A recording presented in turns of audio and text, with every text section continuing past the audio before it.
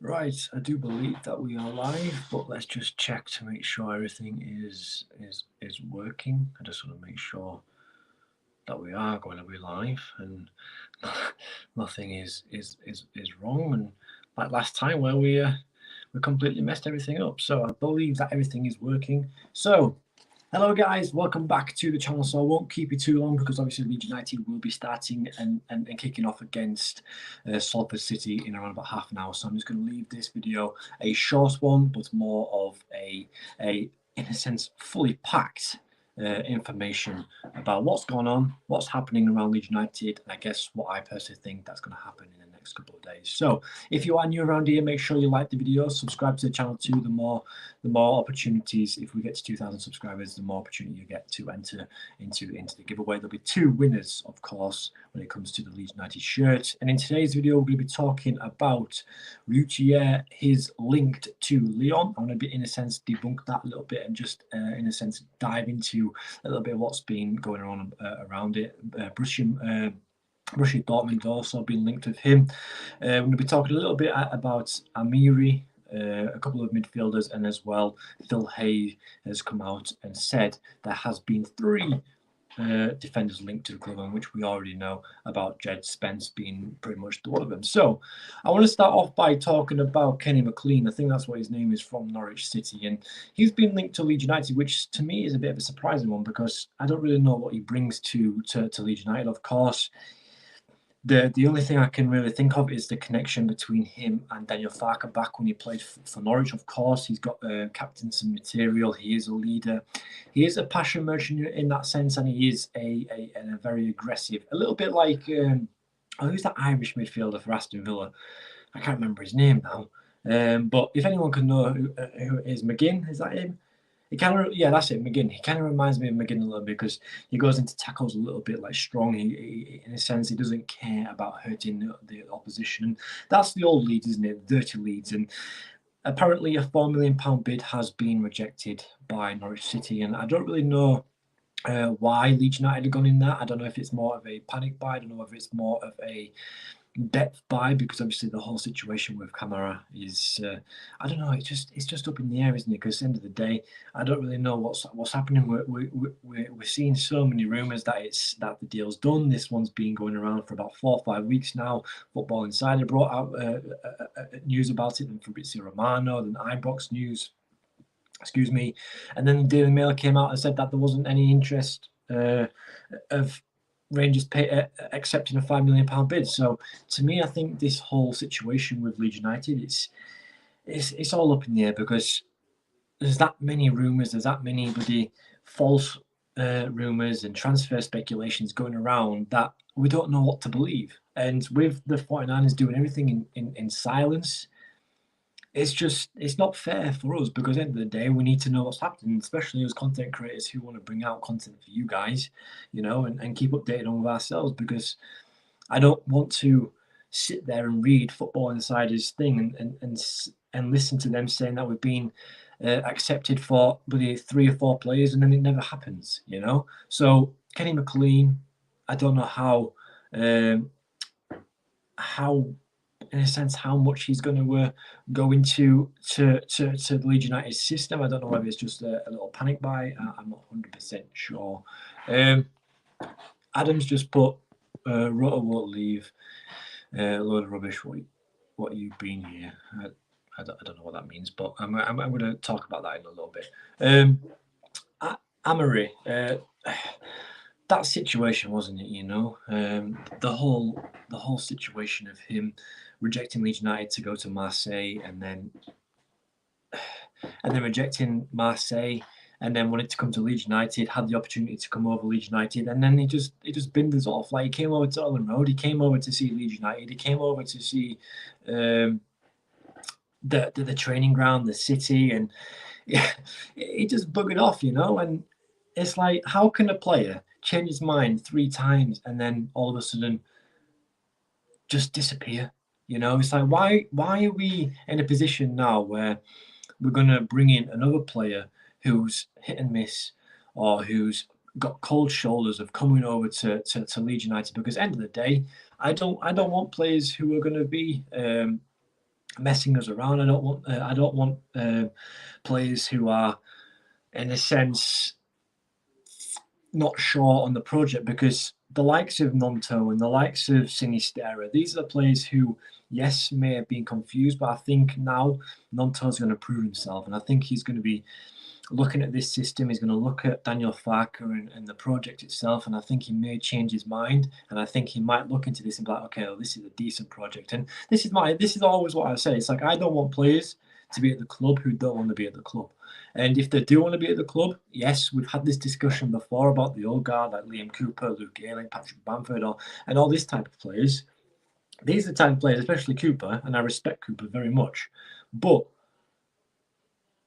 these are the players who want to play for Leeds United. These are the players who want to play for the club, the badge, the history, the legacy of Leeds United, And like I always say, is I don't want players like Amory to come to Leeds United and Umanar and have cold feet, like Samuel Saiz did a few years ago, where he came over to Leeds United and then he decided, you know what, I'm going to leave and go back to Spain. And it's fair enough. We all get into a situation where we're homesick or we don't feel settled, and that's fine. But if I was Leeds United right now, I just leave it. Just leave it, let him go, and yeah, just don't go after him, because I am disappointed, because in my opinion, I thought he was another Pablo Hernandez-esque type player, with how great he is on the ball, how great he is to, in a sense, pick out a ball that no one on the Leeds United side can pick out. He's just a very fantastic ball player. He knows how to glide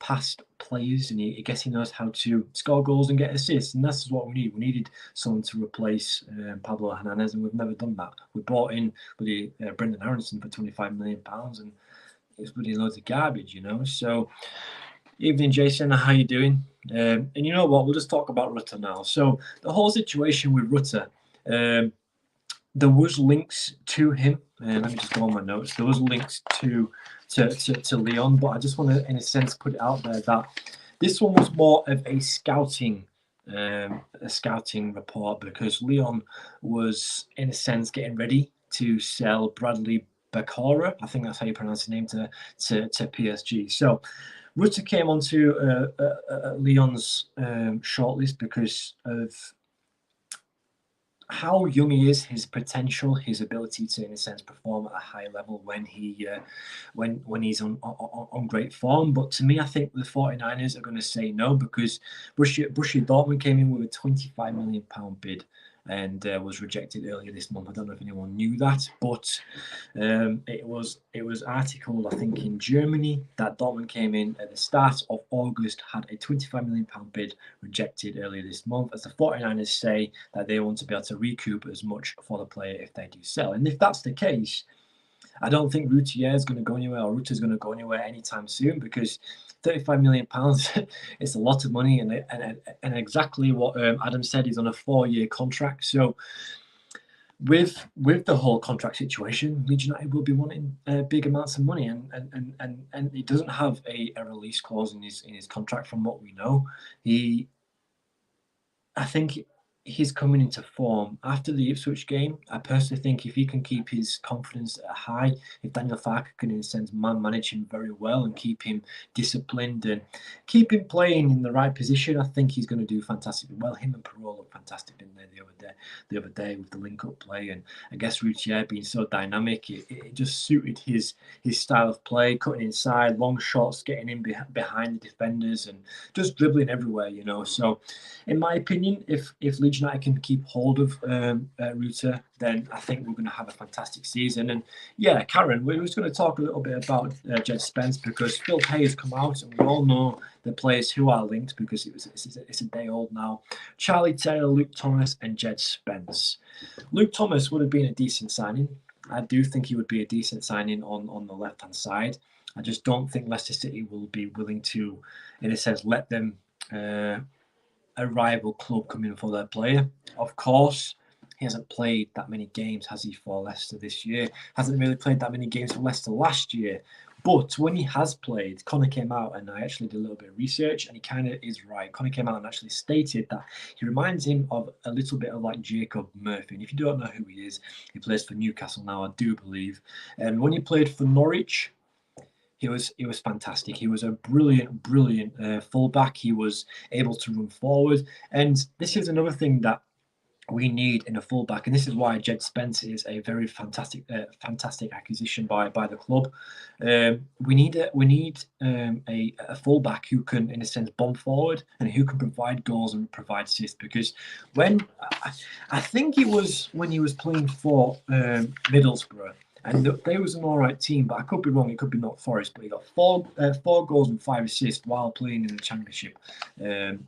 Last time out, and I think it was Nottingham Forest when they got promoted. But if we look at Luke Ayling, okay, he's okay going forward. You know, he's okay when it comes to the attacking third, but when it comes to defending, it scares me a little bit.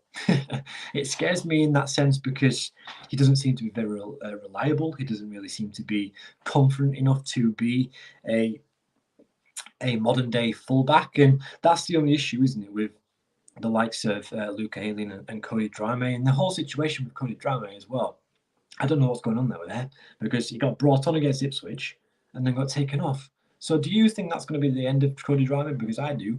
There's been strong links. He's going to be going over to Southampton. Southampton, of course, they're just going to continue to monitor his contract situation, because obviously it's ending next year. So if the 49ers go out there and say, yeah, you can go, then we would have lost Cody Drameh on a free contract, and it's just like, well, what's the point, you know? But it is what it is. But Jed Spence, I think he would be a really good addition to the club. It's supposed to be having his medical, isn't he, in the next couple of hours, and I think he'll be all in all Leeds United by next year. And for a £1 million loan fee, you can't go wrong with that, can you? I mean, the quality of Jed Spence, the quality of his defending, the quality of his attacking is exactly what we need. And can you imagine if we had Jed Spence down the right-hand side with either Nonto or Somerville? That's going to be a scary right wing, because, of course, we need to put into perspective who's going to be playing. Are we going to be playing Jed Spence? Are we going to be playing Luke Ayling more? Of course, there'll probably be something in his contract to say that he needs game time.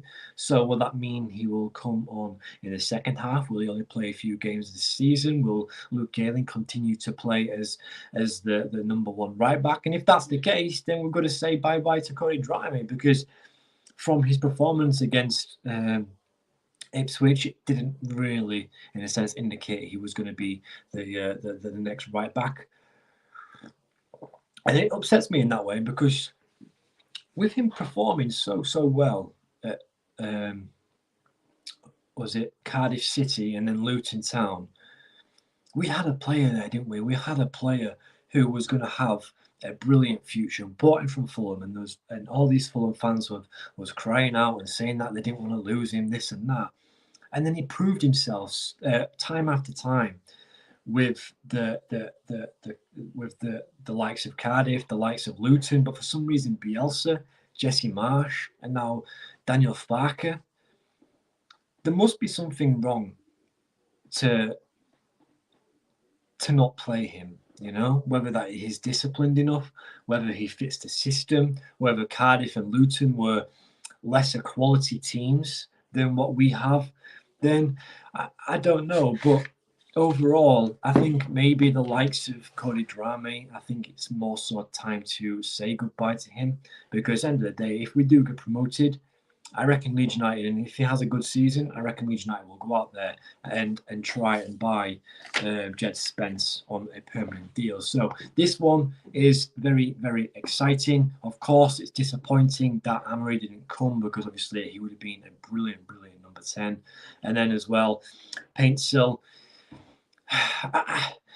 This one is frustrating, because according to Phil Hay, according to a couple of articles that I've seen, MOT Live, Kicker as well, have said that he's willing to join Leeds United. Leeds United are willing to pay €10 million for the winger. But for some reason, his contract, he's got some sort of contract drama. He's got some sort of contract dilemma. And it's one of these things a little bit like Sinistera, where there has to be some sort of legal requirement or legal action taken on, because apparently Genk owe him some money or something like that. So Leeds United are, in a sense, still monitoring his situation. Of course, there's only going to be a couple of days left, but they are now going to hold off that. And if they're going to find any more targets, then that's what they're going to do. And if that's the case, Leeds United need to act fast, because we need to be aggressive. Of course, when Jed Spence comes in, hopefully passes his medical, Leeds United will be able to go out and in a sense confirm their 6th signing of the season. And there's a cat in my room.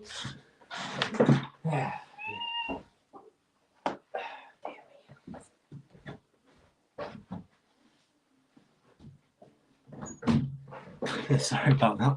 That cat always likes to make an entrance, doesn't he? Always, it clearly likes attention.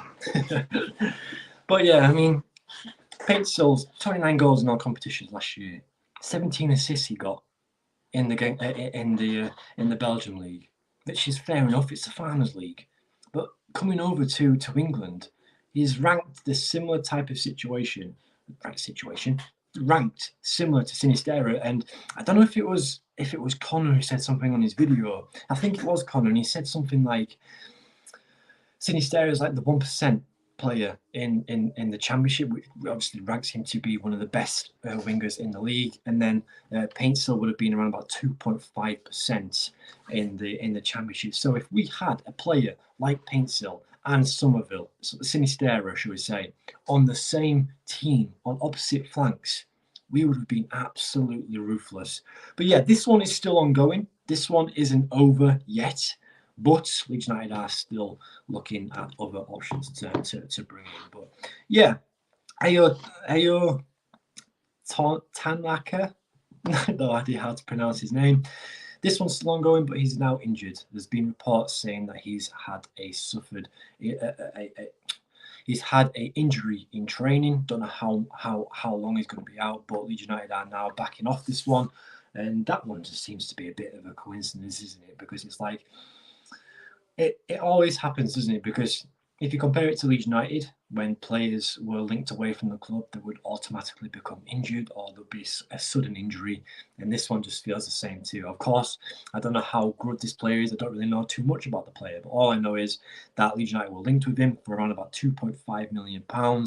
But now he is injured, and Leeds United are, in a sense, holding back on this one too. So we're going to have to wait and see. Is it going to be the McLean from Norwich? Are we going to continue trying to get Camara? Are we going to go in for O'Brien? I guess the transfer window is going to have to tell in the next couple of days. But yeah, also before I do end the video, I just want to say thank you for everybody who's tuned in. It's always a pleasure for you guys to just in a sense have a little discussion with. If you're out here, subscribe to the channel, like the video as well. The more likes we get, the more opportunity you'll be entered into the giveaway. And as well, if you go onto my channel, I have uploaded a channel documentary channel trailer. So I'm going to be creating a Leeds United documentary next year. It's still in the works, and there's going to be a lot of production behind the scenes. I'm going to get a few people who are working in. I'm going to try and get a few Leeds United content creators. Joe has actually accepted to be part of the documentary, so I'm really excited for him to be in there. So hopefully I can get maybe a couple of more other people on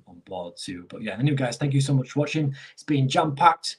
Leeds United play Salford in maybe around about 15 minutes. Hopefully Leeds United can go through, and hopefully we can get round to the Chef Wednesday game and get all 3 points there as well. So anyway guys, thank you so much for watching. It has been jam-packed with a lot of information. We're all caught up now with all the updates.